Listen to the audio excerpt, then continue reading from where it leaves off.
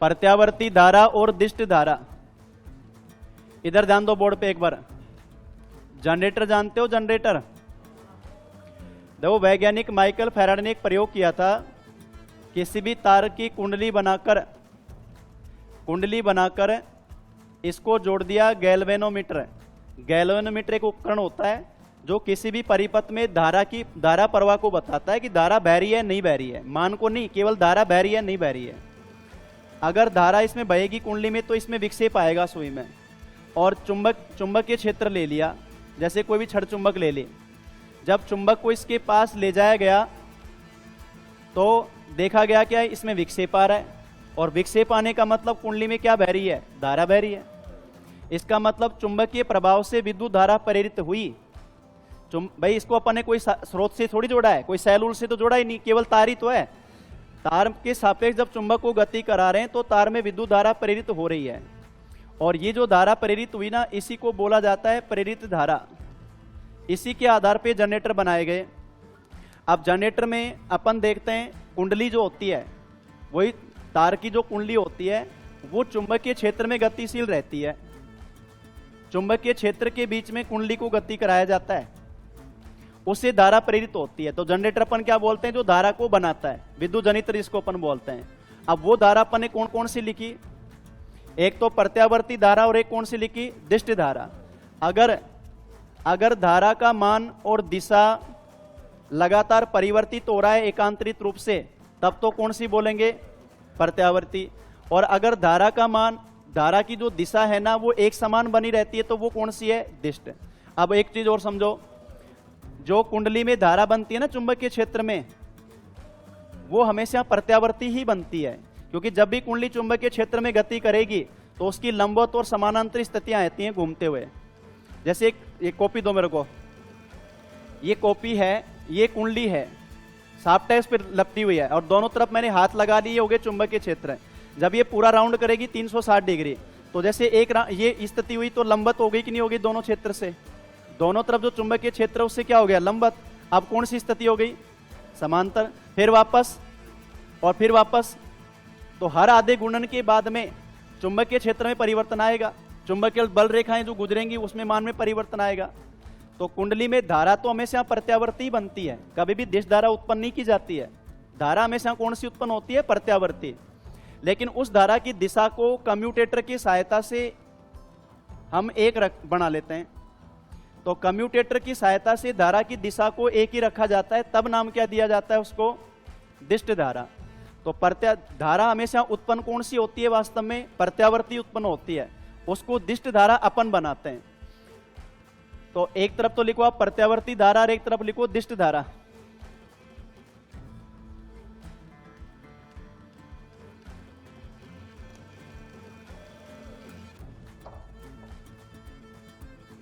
प्रत्यावर्ती धारा में लिखो पहले, अरे इसको नोट कर लो, 2-4 पॉइंट तो हैं, खत्म हुए, कल ही चलता रहेगा रोज। प्रत्यावर्ती धारा और एक तरफ लिखो दिष्ट धारा।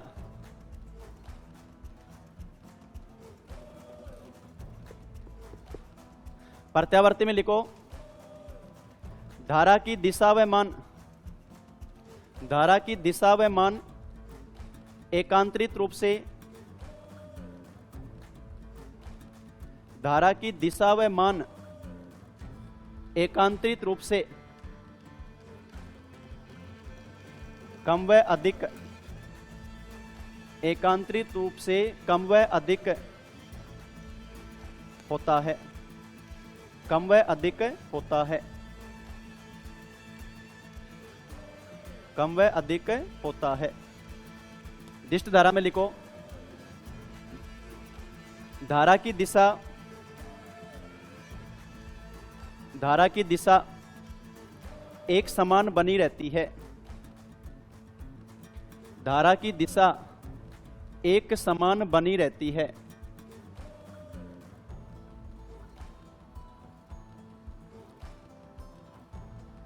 धारा की दिशा एक समान बनी रहती है।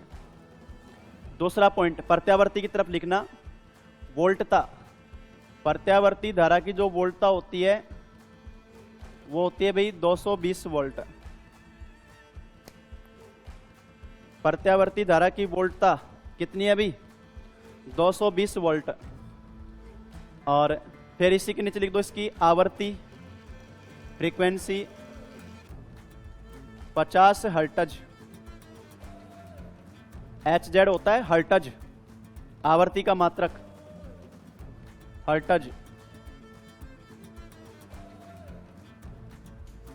आवर्ती हो गई 50 हर्ट्ज। अब दिश धारा की तरफ लिखो, वोल्टता तो लिखो स्रोत के अनुसार, वोल्टता में तो लिख दो स्रोत के अनुसार, और आवर्ती लिख दो 0, आवर्ती 0। हाँ, चेंज कहाँ होगा उसमें? आवर्ती, फ्रीक्वेंसी एक ही रहती है, फिर डिश धारा क्यों बोलेंगे अपन? ऐसी तो हो जाएगी। तो फिर तो प्रत्यावर्ती धारा की वोल्टता कितनी है अभी अपने? 50 हर्ट्ज, और डिश धारा की आवर्ती 0।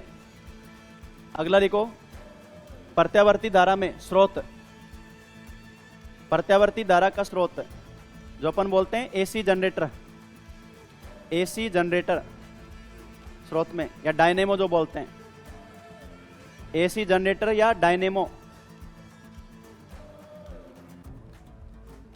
एसी जनरेटर या डायनेमो।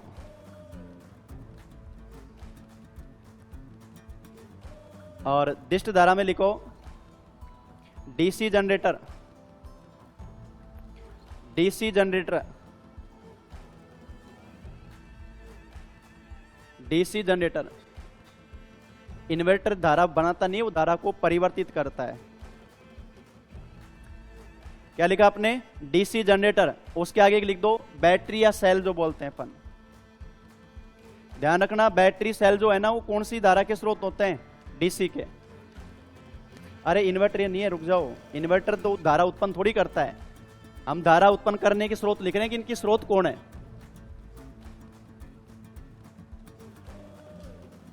इनकी टेबल को बंद करो और नीचे नोट करके लिखो, एनओटी डालकर।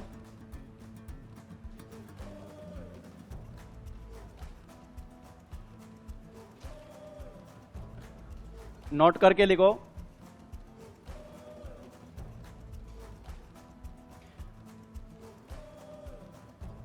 रेक्टिफायर, रेक्टिफायर द्वारा, रेक्टिफायर द्वारा एसी को, एसी प्रत्यावर्ती धारा, एसी को डीसी में कन्वर्ट किया जाता है। रेक्टिफायर द्वारा एसी को डीसी में कन्वर्ट किया जाता है, परिवर्तित किया जाता है।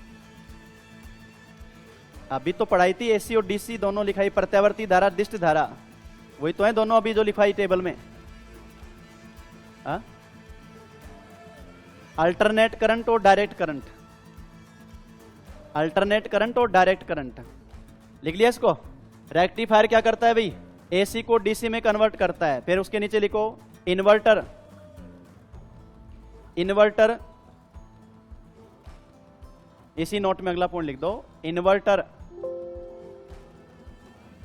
इन्वर्टर डीसी को एसी में कन्वर्ट करता है, इन्वर्टर डीसी को एसी में कन्वर्ट करता है।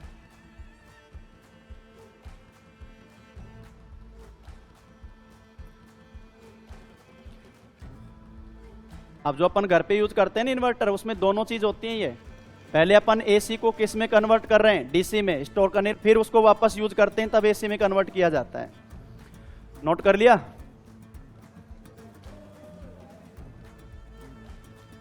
स्टोर करने के लिए आप मोबाइल चार्जर है उसमें बताओ, मोबाइल चार्जर यूज करते हो ना? क्या है उसमें? छोड़ दिया? मैं जो पूछ रहा हूं वो बता दो। मोबाइल चार्जर, हाँ, डीसी को एसी में? अरे मोबाइल चार्जर में अपन जब अपने जो मोबाइल बैटरी यूज करते हैं वो तो डीसी पे तो काम करेगी, बैटरी अभी लिखवाया अपन ने सारी क्या है वो डीसी है, तो मोबाइल चार्जर एसी को डीसी में कन्वर्ट करता है जो अपन सेल में लेते हैं। हाँ, पुराने भी पता है।